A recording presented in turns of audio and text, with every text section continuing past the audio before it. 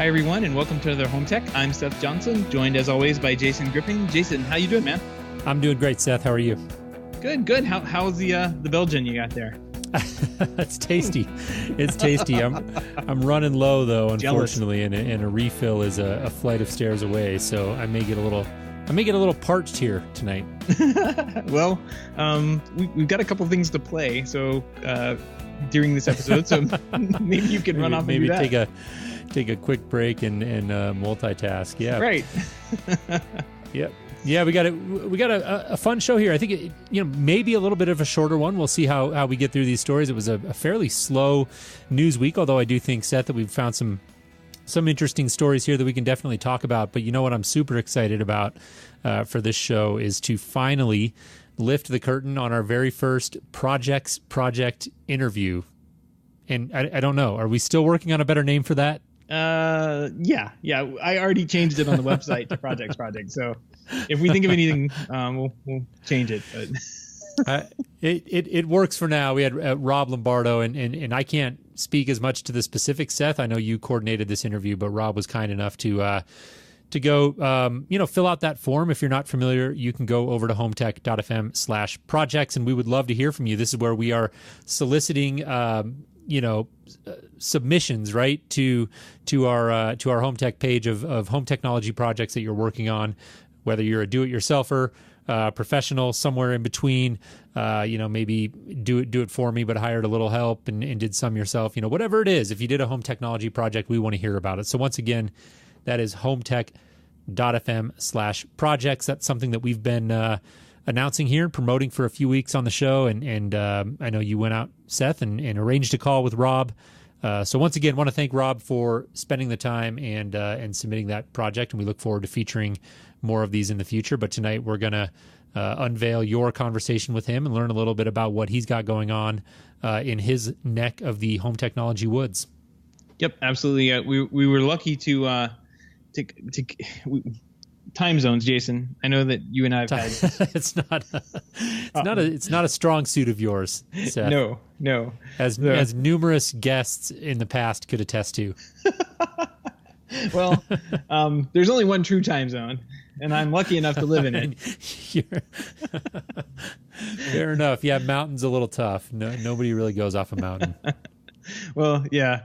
We'll have to. I was able to catch up with Rob on while we were. There we go. I was able to catch up with Rob while he was driving to work, actually, in the morning one morning, and we sat down and chatted a little bit. I just want to add a little bit to what you said about the project. I mean, we've got a ton of these lined up in our queue here, and it's really, if you submitted one recently, please bear with us because we have quite a bit to get through, and we'd love to talk to every one of you guys that have submitted something in and want to talk about your project. Jason, a lot of these are DIY, and I think you know about Rob's. I think we talked about it previously on another show. He was the one that was doing the pool deck lighting thing that I sent you the picture. Yeah. So we'll put one of the pictures there in the show notes this week, and have it on the site for you to check out. It really turned out well. So I think very cool. We're going to put that at the end of the episode, right? Yes. Yep. We'll do it like we do with our interviews normally. So we'll jump into a few news stories here that we did pull out.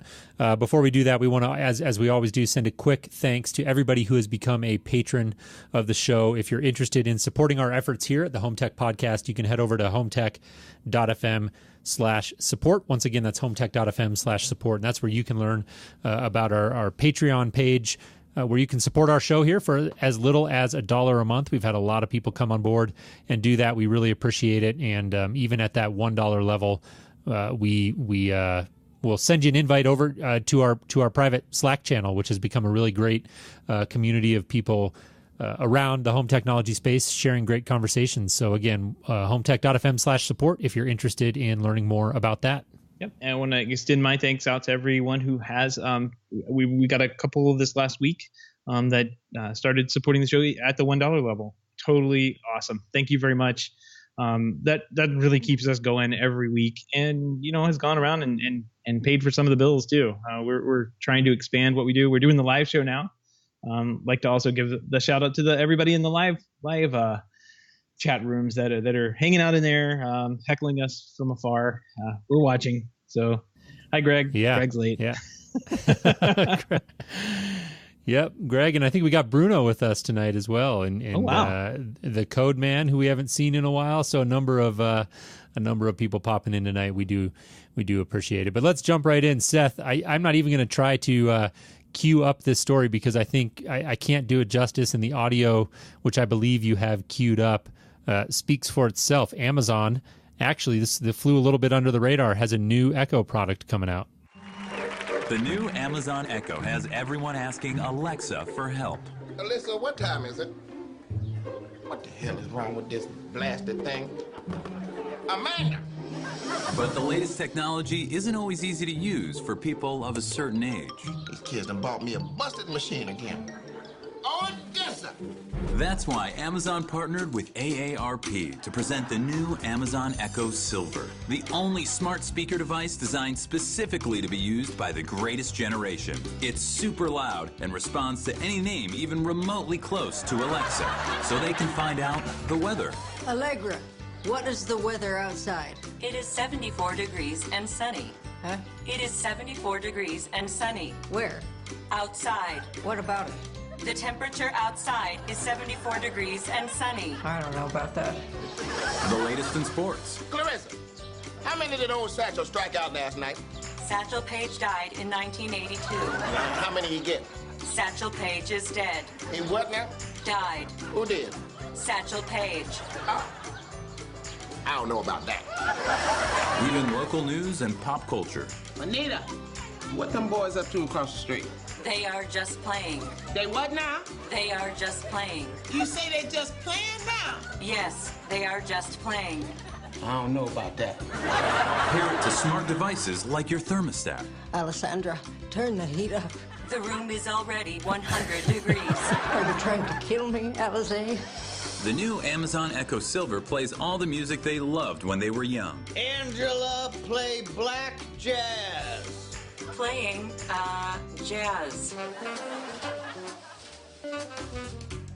It also has a quick scan feature to help them find things. Emilia, where did I put the phone?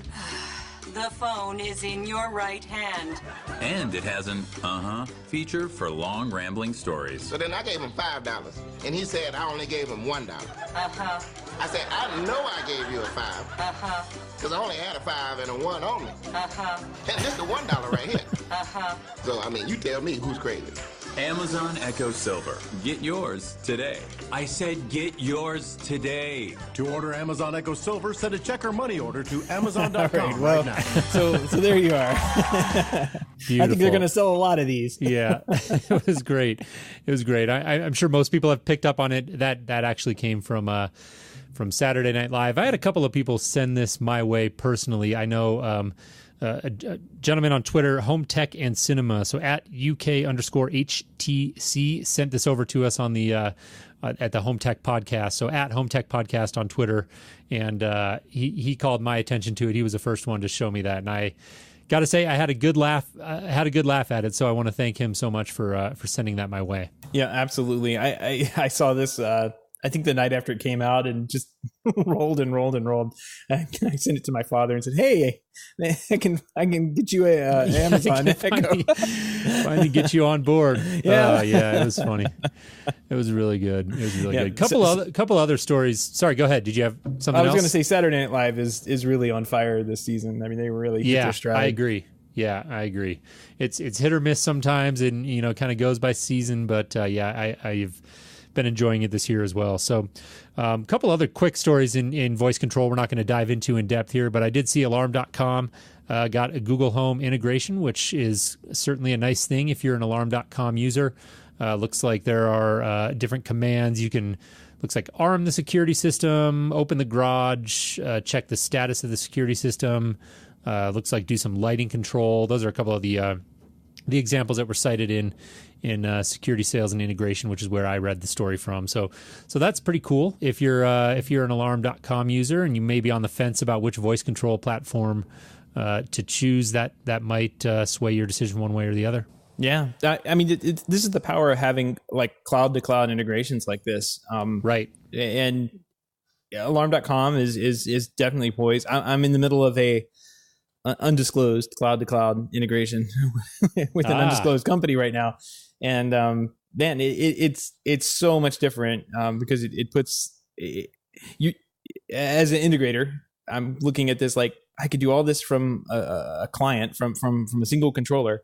But I'm going to have to like build an entire server to talk to somebody else's server. And then my server is the one that gets all the load and everything put on it, from all of the controllers and clients that I attach to it. So it's bonkers. It's way different to think about than it is just to write a single integration with a single product within a house. It's much more powerful.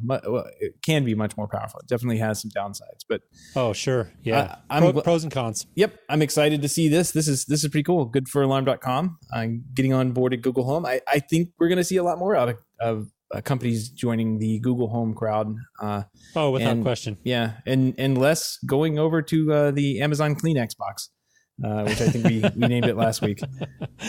Yeah, totally. I actually did look while you were talking there just to verify. I was pretty sure, but alarm.com does have Echo integration as well. Looks like that was about a year ago, in fact, was the first story I pulled up. So they've had that for a little while, but adding to their repertoire, giving their users more choice, obviously a good thing. One other quick voice control story we wanted to touch on: Dish DVRs are now integrated with Amazon Alexa. And Seth, you can bleep that out in post, like we always do. So that's kind of cool. I mean, I think that voice control in the living room when you're watching TV is a great application, right? Very useful.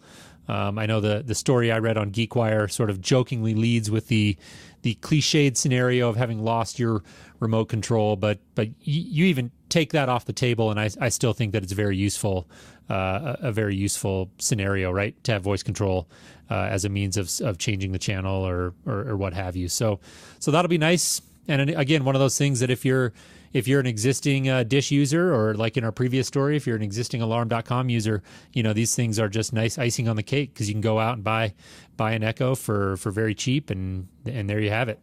I have a friend that is a contractor, and he likes technology.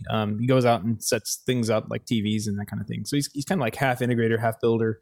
Well, mostly builder, maybe an eighth integrator. But he likes this stuff. He likes technology, and he has absolutely fallen in love with the Comcast voice remote, and so have a lot of his clients. Like, it's super easy to use. You go over, you yell at your remote, find such and such program, and it gives you a list on your screen. So, I mean, I think there's definitely some merit to having voice control and voice search in a home cinema, whereas in the past I've probably been more bearish, I guess, right? Yeah, bearish on the possibility of using voice control for this specific application.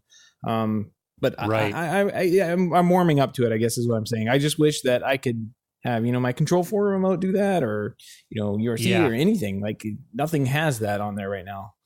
Yeah. Well, I can tell you, generally, having young kids at home, and Seth, I know your daughter will grow up fast, and our remote disappears a lot more than it used to. I will say that. So so this is a nice feature. But let's move on here.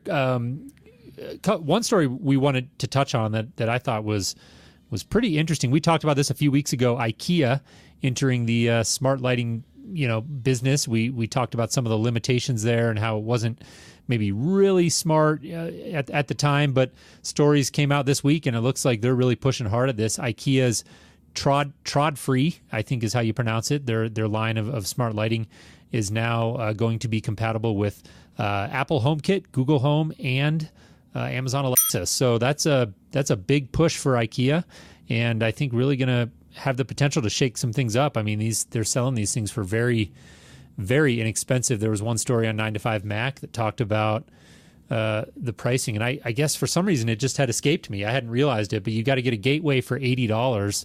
But once you do that, you can get smart bulbs ranging anywhere from $12 to looks like about $20 that'll go with that. Now these are white only; they're not color changing, as I understand it. So who cares?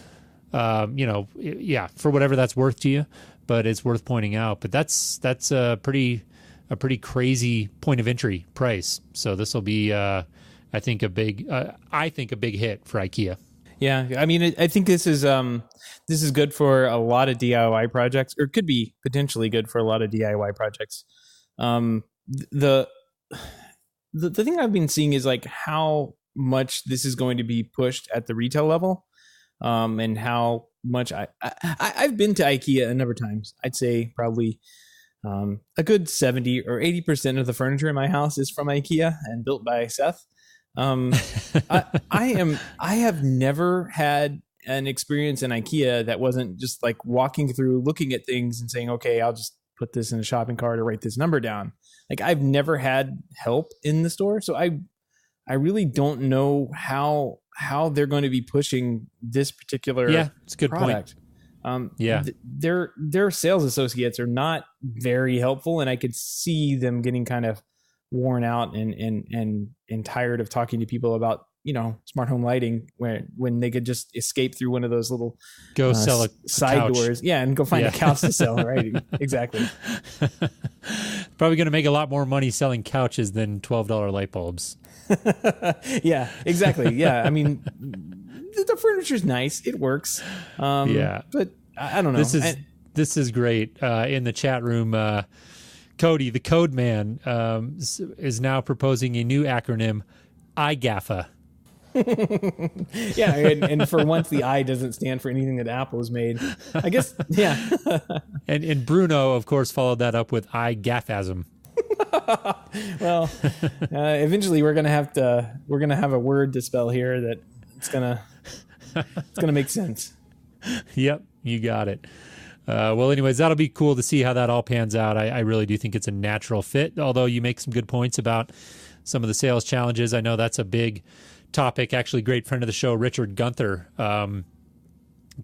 talks about very regularly as the challenges of smart home and retail. So it'll be interesting to see how that bears out. But shifting gears here, I want to talk a little bit about a topic that has become almost a weekly thing for us, and that is over-the-top streaming TV services. That whole landscape is just evolving and getting shaken up so rapidly. It's very, very clearly emerged to me as one of the biggest stories of 2017 so far. I know we're not even halfway through it yet, but it just is fast and furious. Every week we're hearing new stories, and this week I think the biggest one I read was that Verizon has confirmed that it's preparing its own live TV streaming service. So the CEO during a conference call confirmed this. Now, this is actually not the first time Verizon has dabbled with this. I don't know if you had heard of this before, Seth. I have to admit I had not. Go 90, nope. Go 90. Nope. Yeah, I think it was like a limited market rollout, but it was sort of an over-the-top streaming service, as best as I can tell, that really is perhaps still around, but hasn't gone anywhere. I think the big change right now that this article I read in Digital Trends cited is that Verizon is apparently pretty close to an acquisition of Yahoo, and there are some dynamics at play there that might allow them to come out with an offering that will surpass that. So it'll be interesting to see. There's a lot of competition in this space now. You've got, Sling TV, Hulu, YouTube TV, DirecTV Now. I know I'm missing at least 2 or 3 more. PlayStation View. So there's a bunch of them out there, and this landscape is rapidly becoming a very hyper competitive space. Yeah, and we've come across a couple of times some stories about picking the best one of these services. And I ran across a pretty good one from iMore, which if you have an iDevice, an Apple device, and not an iGAFasm, this iMore is a pretty good site to go to. I think they've recently pivoted to supporting or writing more stories about other devices besides Apple. But if I ever need to figure out anything Apple related, like some dumb setting that I just can't figure out where it is, this is the site I go to.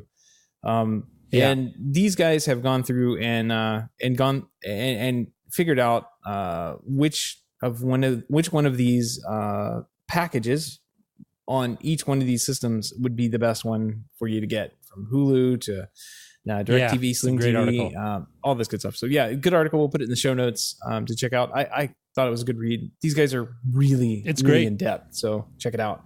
Yeah, I am going to bookmark that myself. I know I've mentioned it a couple times in recent weeks, but yeah, I think I'm only maybe 2 months away from my DirecTV contract ending, and I think we're going to be saying sayonara at that point. It may take us a little while to work through our options, and for me, honestly, to make sure I'm putting something in place that my wife is not going to kill me for. But she's receptive to the idea, and we're just looking forward to shaving that portion of our monthly budget by a significant amount. So that'll be I'll keep you posted on that. Real quick on that, something that I ran across before. It's that Channels app I've been talking about for the Apple TV, the new Apple TV. Yeah, got one of those. It's $25, which is expensive for an app, but I think you get a lot out of it. It's got some minimal DVR features like pause. You can pause live TV and that kind of thing. You have to buy an encoder type device. It's a HD home run device that you get, and man, this thing had to have been the easiest device I have ever set up. I went in and plugged it in. I'm used to going and scanning for channels on my TiVo and waiting 10 years for an update, and it'll get to 99% and stick there for about, 30, 45 minutes for no reason whatsoever.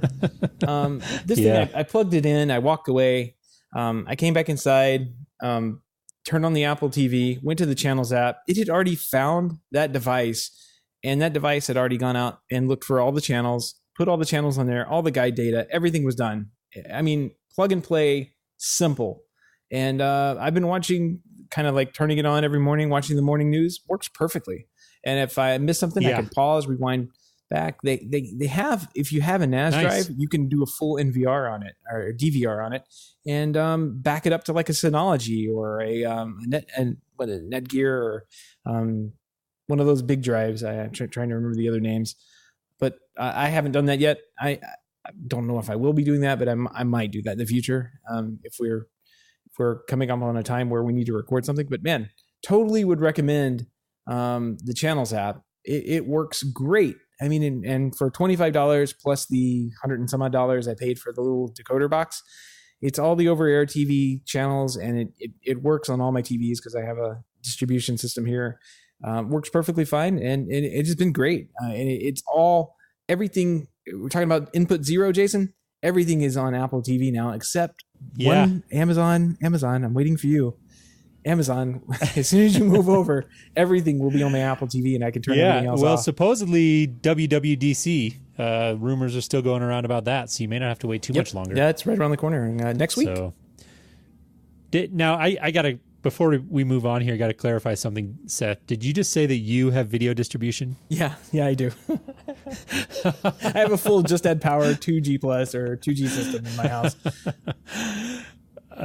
I'm not even going to go there. I have 3 TVs, man. I think longtime listeners to our show will know exactly what I'm saying, and we'll leave it at that. Hey, that's a great endorsement for that. What is it called? Was it Channels? Channels app. Channel Plus? Put Channels app. Yeah, I'll put it in the link to it in the show notes. Channels app. Yeah, I was the name was escaping me, but it's funny. Last thing I'll say about that, and then I'll tee up the next story here. But had a couple of close friends over, husband and wife, for a barbecue a couple of weeks ago, and these are very, very much, they're not like technophobes at all, but they're definitely not like hardcore tech enthusiasts. They're just sort of your average run-of-the-mill consumer when it comes to technology. And they were actually talking to me about, they've cut the cord recently, and they were using that app as well, and they were raving about it. So it is getting some good feedback now from a couple of different sources, so I'll have to go take a look at it. If you aren't buying the full video distribution system, which I guess at this point I don't need, at each individual TV, I could replace my entire multi-$1,000 video distribution system, I guess. It's probably not that much. I could replace it with $100 Apple TVs at each TV. So $300, I have a full-blown video distribution system. I have one tuner that is hooked to one antenna that's outside, and I've got everything else as an app. on the Apple TV. So yeah it's working great. Love it. All right. Well, one last story here, then we're going to get into our the world premiere of the Projects project featuring Rob Lombardo. Once again, thanks, Rob. Very last story we're going to talk about here. Nest, another new product being rumored, and I got to say, it's just like these releases are just underwhelming. I'm waiting for them to do something different. I don't know what it is. I don't know what I'm expecting, but it's not another camera. Although I got to say, this is another camera that's coming, and it does have, I think, a fairly neat feature. And so what it has is the ability, if you read the headlines, it's like a 4K camera, but you got to actually dive into the story and read it. So it's not technically doing 4K. What it's doing is 1080p, but it's leveraging 4K technology to be able to zoom in on areas of the screen where it detects motion. And this is, in essence, allowing much higher resolution. So everybody here who's ever used any sort of security camera will be familiar with the fact that if you zoom in to try to look at something, it very, very quickly becomes pixelated. And that can be really pretty worthless if, for instance, you're trying to zoom in to get a view of somebody's face who just broke into your house or something, right? So it's a neat feature. I think the headlines I've been seeing are a little bit misleading, but it's kind of cool all the same. I'll give them that. Yeah, Nest working on a 4K camera. It's like, that's it great. gets your attention. What am I going to play that on? Like, and how big are these video files? That's true as well. I think this is like the Auto Magic Zoom. They can take that name if they want and put it on their marketing materials. I will give it. You're going to give them that one? Yeah, I'm going to give that to them for free. Auto Magic Zoom seems kind of cool, I think it's a neat little feature. This device hardware design is rumored to be similar to the outdoor Nest Cam. So it looks like the little shower head thing with the and it has the USB charging cable, which I know that you love, not PoE. And indoor only. Love it. So yeah, this is the product I knew that would bring you back to Nest, Jason. This one. It's also going to have a price point of $300, which is I think a little bit about $50 or maybe $100 more than their current product line. Yeah, I'm actually not opposed to that. I mean, I don't mind seeing products like this come out at what I would consider a decent sort of premium-ish price point. You know, it's I don't think doing a great service to the home technology industry for everybody just to be racing headlong to the bottom and trying to get the cheapest product out there that they can. I do think there's, even though prices are exponentially lower on this stuff than they were decades ago, or even 5 or 6 short years ago, I still think there's room for a little bit more of a premium product. So as a consumer, if I can go out and spend $300 and I get a camera that actually allows me to get a very clear view of something I'm zooming in on, to me, that's actually a pretty nice feature, and I might be willing to pay $50 or possibly even $100 more for that. So yeah, I have no issue with the price point. USB Type-C connector, I'm not surprised. I still think that I'd love to see PoE, but I can gripe all I want. I totally get it. PoE is not for the average consumer, and so I understand their decision there. But I'm still hoping that one of these companies will make that brave first step into putting out a product like this that leverages PoE, because I think getting away from Wi-Fi, offering a slightly more premium product that a professional could potentially get their hands on and really add some value to by maybe going in and retrofitting some wire and giving you something on the far corner of your house that's not susceptible to poor Wi-Fi, I think would be a nice offering. Yeah, I think we were talking about this a little bit in the beginning of the show. I ran across this company on Amazon, Amcrest, AMCREST. I'll put another link in the show notes. It's going to be a lot of links this week. Hey, nothing wrong with that. I was looking for a Wi-Fi camera for a friend of mine who was kind of wanting to put some like nanny cam type things up. And this little camera was all of $60. It does P2P video, which is point to point. So anywhere in the world that you are and you want to look in and see your cameras, you just launch the app. It connects directly to it. It's got both Ethernet and Wi-Fi built in, and a speaker and microphone. And it has a decent picture, which both day and night vision on it. So I was kind of impressed. For $60, you got all these features from kind of a I don't know, a no-name brand. I mean, a brand I've never really heard of. But very impressed for the price point. I would say it's a winner. Not the prettiest thing. Definitely not, as pretty as what you would see with Nest. $60, something's got to give. Yeah. I think so. But for the most part, I bought one of these because I didn't believe how good it would work, and I put it in my garage. And at any point in time, I can look in and see what's going on in my garage day or night, which is kind of neat, I guess. Cool. Well, let's tee up our interview here with Rob Lombardo. Before we jump into that, once again, just want to thank everybody who tuned in live tonight, and send one last thanks to our supporters, our patrons of the show. Once again, HomeTech.fm/support if you're interested in learning more about that. But without further ado, let's tee up our project here finally with Seth, your conversation with Rob Lombardo.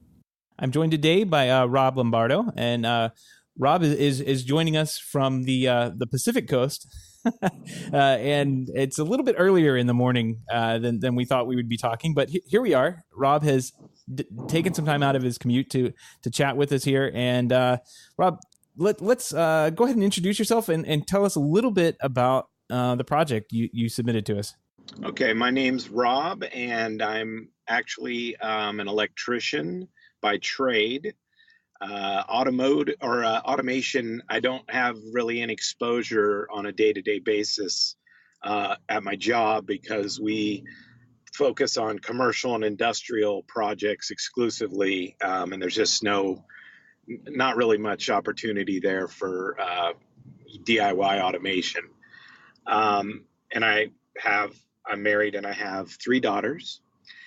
This particular project is really kind of just an extension of an automation platform that I've been putting in place at my residence over the past couple of years.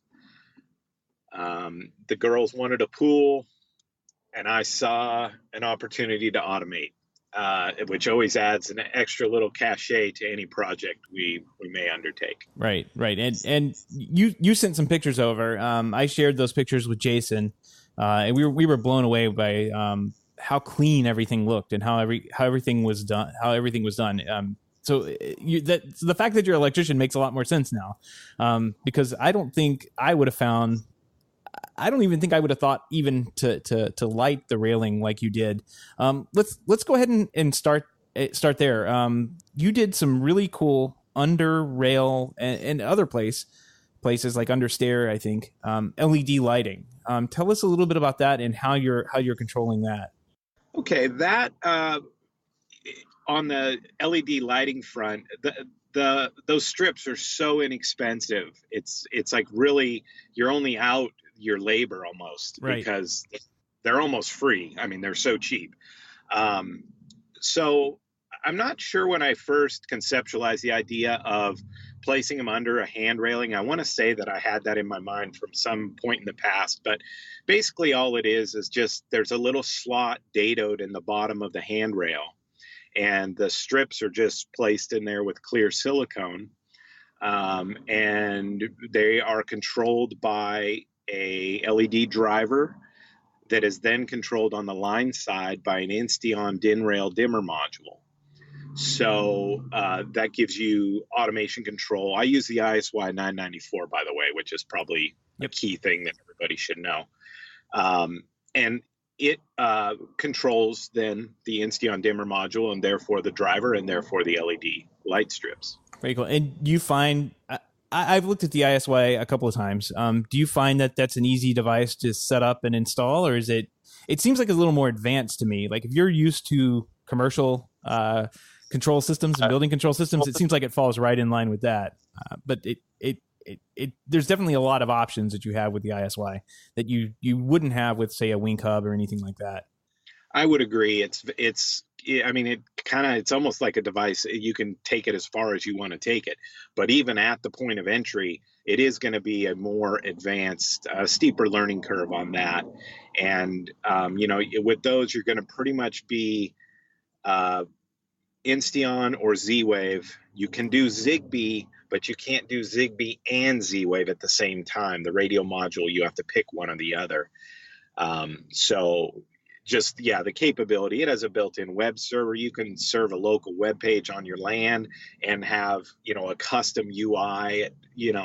I don't have the skill set to do that. So I don't quite go there, but those are all capabilities that piece of hardware is capable of.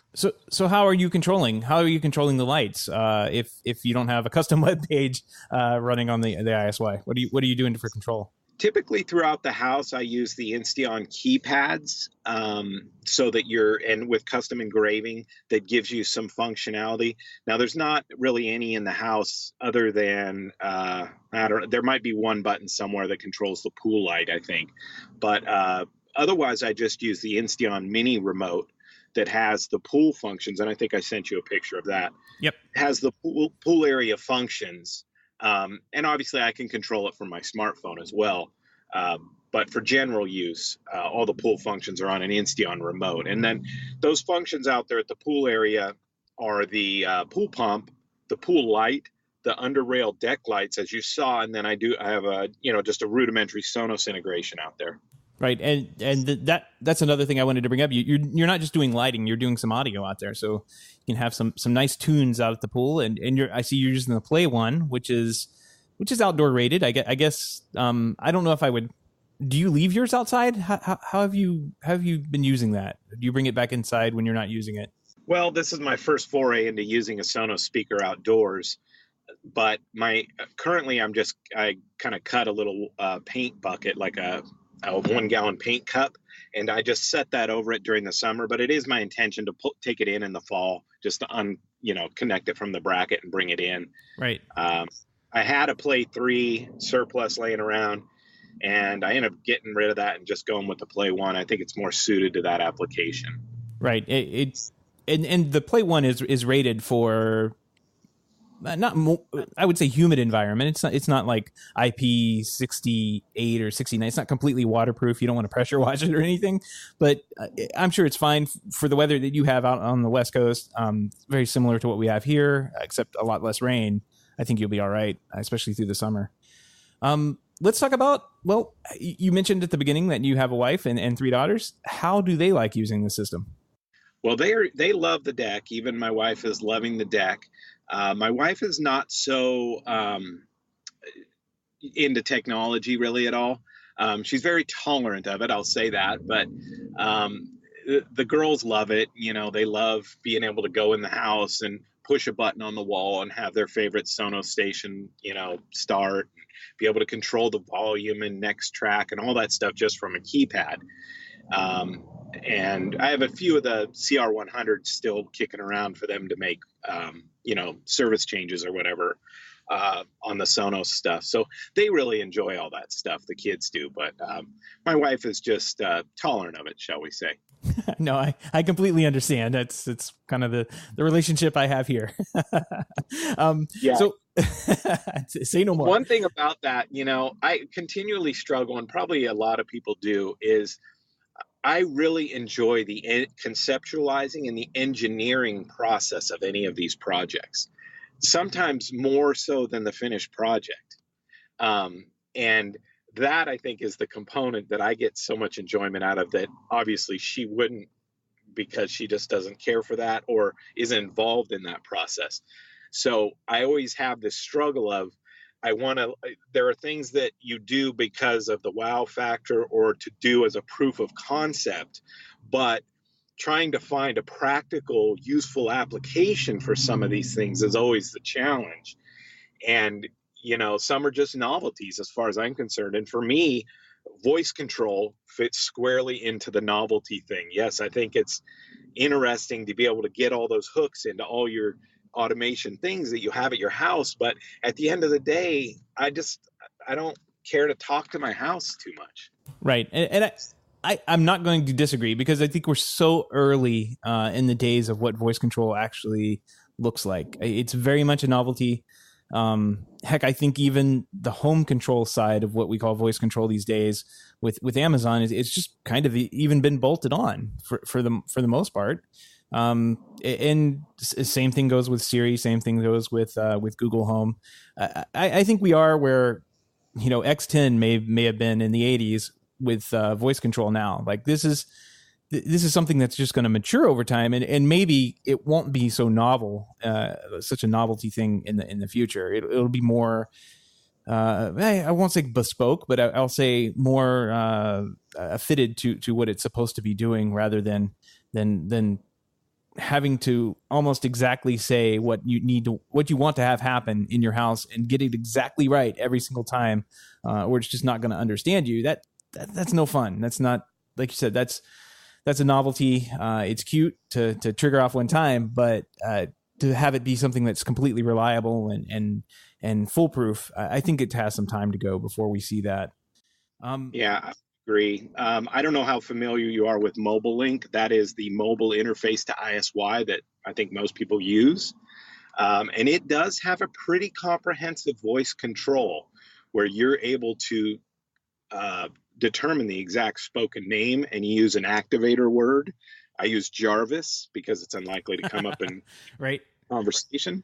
And you just command Jarvis to do different things, and you can determine what those things, exactly what that syntax is, but you have to recreate it exactly. And with some of the voice control stuff, the syntax that you have to use it's almost, you have to get the device in there, you have to get the scene in there. It's just a bizarre assemblage of verbiage to get the desired result. Right. And I've compared that, I think, into the past. I've said on the show, it's more like using the command prompt back in the 90s and the 80s on the computers. Like you typed in a particular command and it had to be exactly in order, or the computer just spits back an error and says, I don't really understand what you're saying. Yeah, that's probably a very now analogy, you have a complete GUI, completely paradigm shift, where you are, to copy a file, you're not typing CP or copy, you're typing, you're just dragging and dropping. And I think that's where we're going to get with voice control, but it's going to take some time, clearly. You said the system's gotten some pretty good reception in the house. What's next for your project? What's on your wish list and things that you want to try and get done? Well, I might need another project to, force any more automation into this space.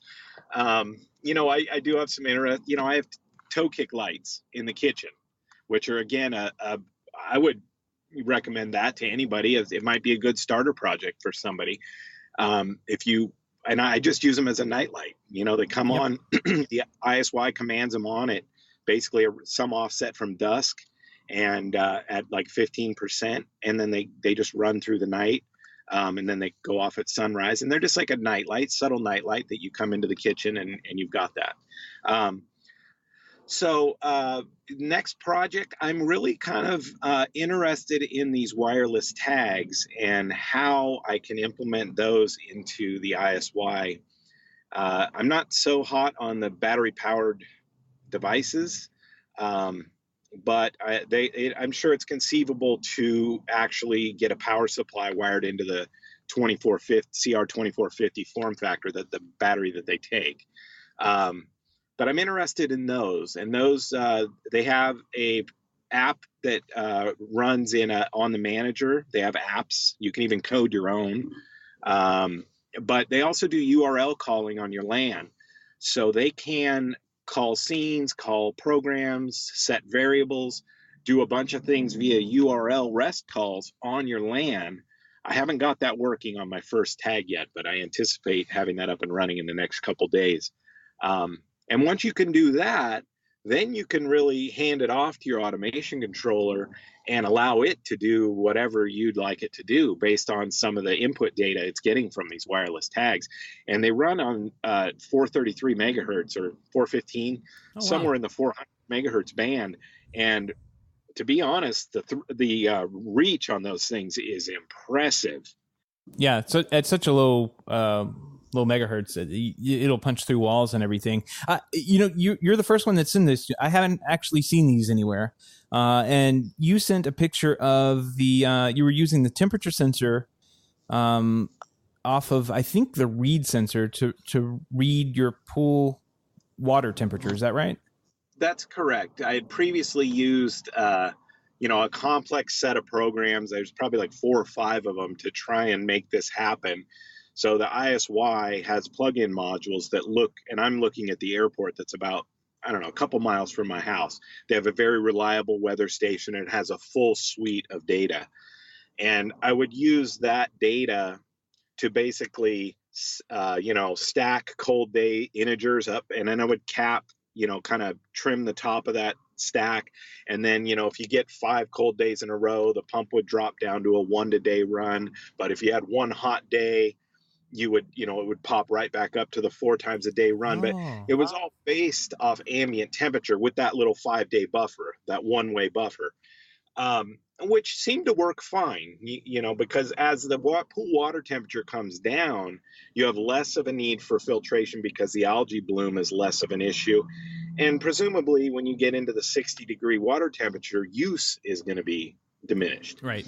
So, but always trying to equate it to ambient temperature, which was a challenge. And Insteon doesn't have any facility to actually monitor water temperature other than their wireless thermostat, which would have been a bit of a kludge in this application. So this wireless tag gives me the ability to actually put the probe in the water flow path and read the water temperature to, 1/10 of a degree precision. And so the way I see this is eventually using that in place of the ambient algorithms to basically determine the pool pump duty cycle. Excellent. Well, yeah, I when you sent these to me, you sent a link to what you were using, and I'd never heard of them. These are inexpensive. The Tag Manager, which is basically the hub, for these sensors, is $49, and then the sensors run from $24 up to about $40, which is very, very impressive, I think. I think I will probably have some use for maybe some of the PIRs, the infrared motion detectors, which also have temperature sensors and all sorts of other stuff built into them. So I may be picking a couple of these up. So thanks for letting me know about this. They're pretty cool. Yeah, they really, and when you get them and start looking at the software and the capability that those individual devices have, it is very impressive. I've got the Tag Manager up in my MDF in my attic above my garage, and the house is stucco. And this read sensor is all the way out at the pool in the backyard underneath the deck. And the way these work is they taper their transmission power back till they get a good connection still, but with the minimum amount of power consumed. And then when, and I set the thing up in the garage, then I move it out to the pool deck. Well, it's going to lose its connection at that power level. So it's going to start raising its power level slowly until it reestablishes a connection with the hub. So it's all the way out there. It's only at 25% power to get about minus 85 dB connection, which it seems to be happy with, and it seems reliable. So pretty impressive. And now if I take that 25% power and push it potentially all the way out to 100, I can't imagine the reach these things could have. Right. Yeah. Especially, wow. Especially in like an open air environment, you probably get a few hundred feet off of these things. But at the price point, they are that's a steal compared to what I'm used to. They list using 700 feet line of sight. Yep, that sounds about right. Well, Rob, I want to thank you very much for taking the time out of your day to chat with us here on HomeTech about your project. With that, we'll let you go and have a great day. All right. Thank you very much.